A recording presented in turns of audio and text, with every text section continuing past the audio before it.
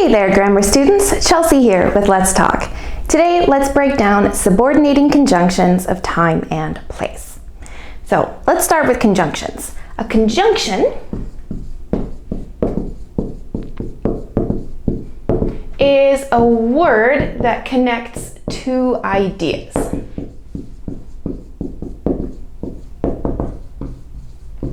And there's lots of different categories of conjunctions. Today we're going to focus on time conjunctions. So I could say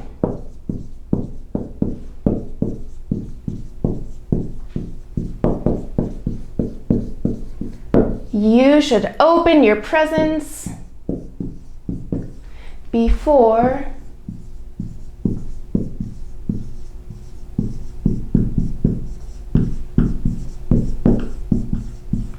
you blow out the candles on the cake. So we have two clauses here, a main clause in black and this subordinate clause in blue. That beginning part, sub,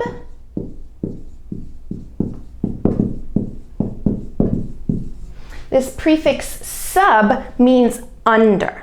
So the subordinating clause is kind of less important than the main clause. You can tell which one is the subordinating clause because it starts with a subordinating conjunction. Here, before is our subordinating conjunction to connect these two ideas. Another way to tell the difference between the main clause and the subordinating clause is that the main clause, it can be its own sentence. I could put a period here. You should open your presents, period. That makes sense. That's an okay sentence. But the subordinate clause, before you blow out the candles, before that, what's going to happen? It doesn't work on its own. It has to be connected to a main clause. You can also switch around the order of the clauses when we're using a subordinating conjunction. So I could say,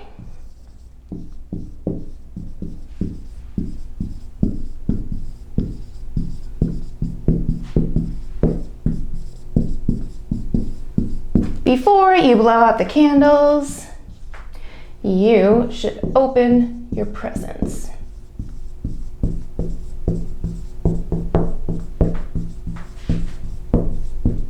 So either way is just fine.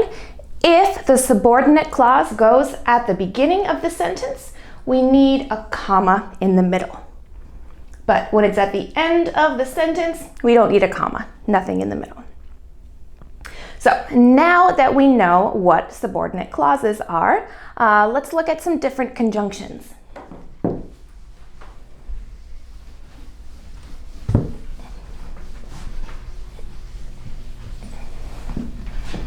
So I already used before. Before is the opposite of after. If we have two events, say event A and event B, if A happens first, then B happens. A happens before B, B happens after A. So they're opposites. I could say,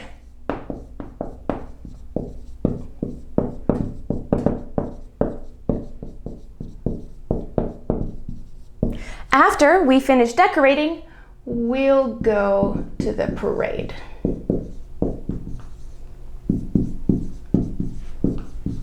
And again, note, I've got that subordinate clause first, so I have a comma here. Or,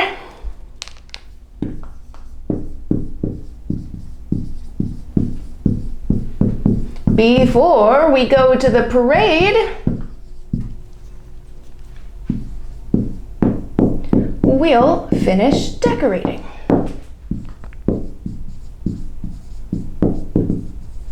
So, two events, one after the other. All right, next up are once and until. And again, they're kind of opposites. So when we use once, it's kind of like when. It means we're waiting for something to happen.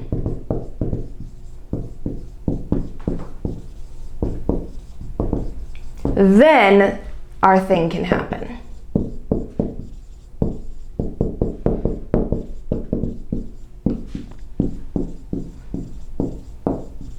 So, for instance, I'll RSVP once I receive the invitation. Right now, I can't RSVP. This hasn't happened yet. I haven't received the invitation. Once it does, this thing will happen. Until, like I said, it's kind of the opposite. It means that something will continue to happen,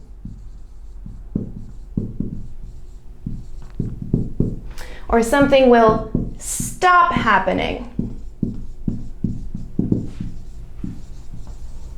when something else happens.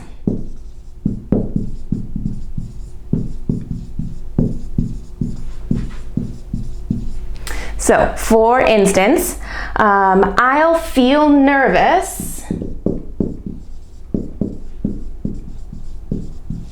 until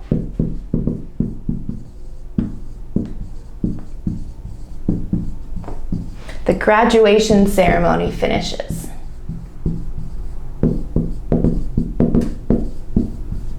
So right now, I'm nervous, but the graduation ceremony hasn't finished yet. When it finishes, I'll stop feeling nervous. So this, I'll feel nervous, is going to continue to happen. Then when this happens, it'll stop happening. So kind of like the opposite of once. Next up are when and while. They both have the meaning of at a specific time, but with when, we tend to use simple tenses. And when we use while, we tend to use continuous tenses.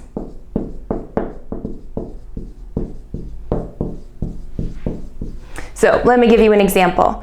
I could say,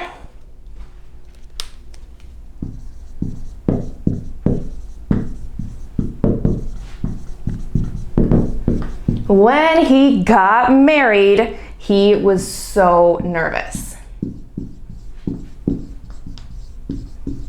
So notice, simple past here. When he got married, he was so nervous. But when we use while, like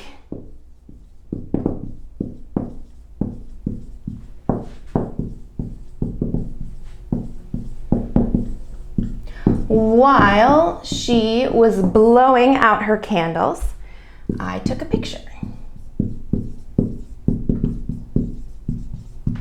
So while, we usually use this continuous tense.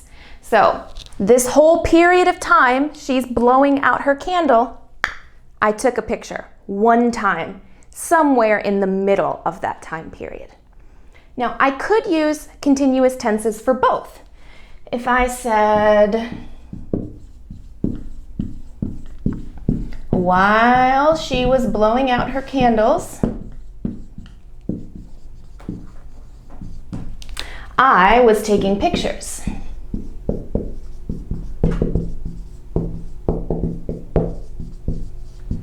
If I use the past continuous tense here, that means she's blowing out her candle for this length of time. And also, for that length of time, I was taking pictures. Not just one, but the whole time while I was taking pictures. All right.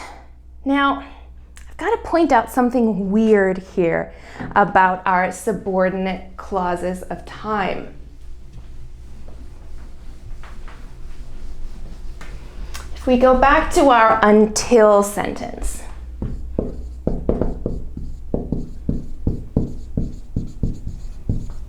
I will feel nervous until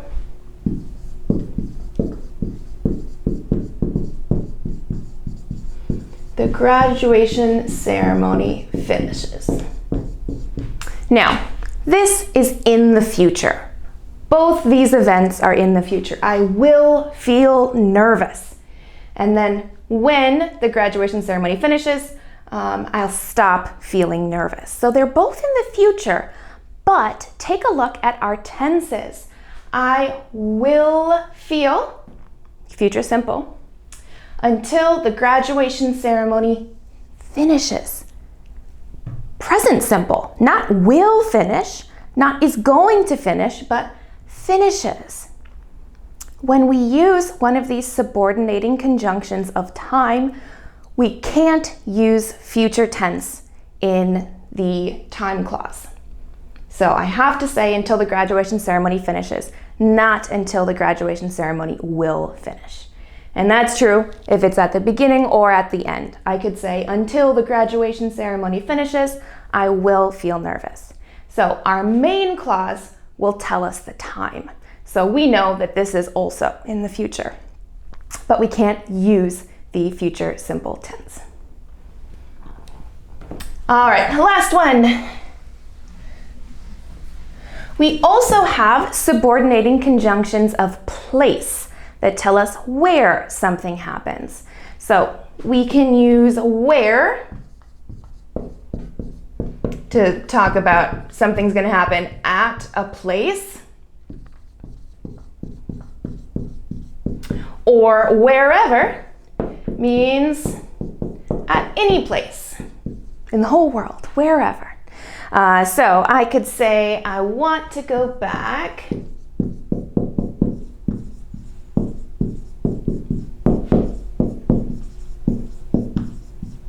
to the place where we watched fireworks.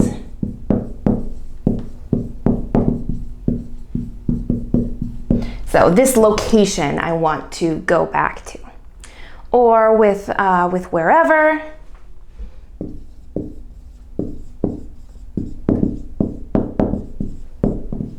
New Year's Eve is exciting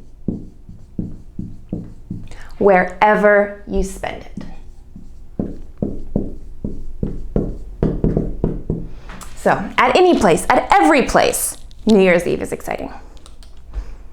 For these ones though, we can't change the order. They have to stay this way with the main clause first and this clause of place at the end of the sentence. So that means there's always no commas. All right, that's all I've got for you on subordinating conjunctions of time and place. This is Chelsea reminding you it's not nerdy being wordy. Let's talk again soon.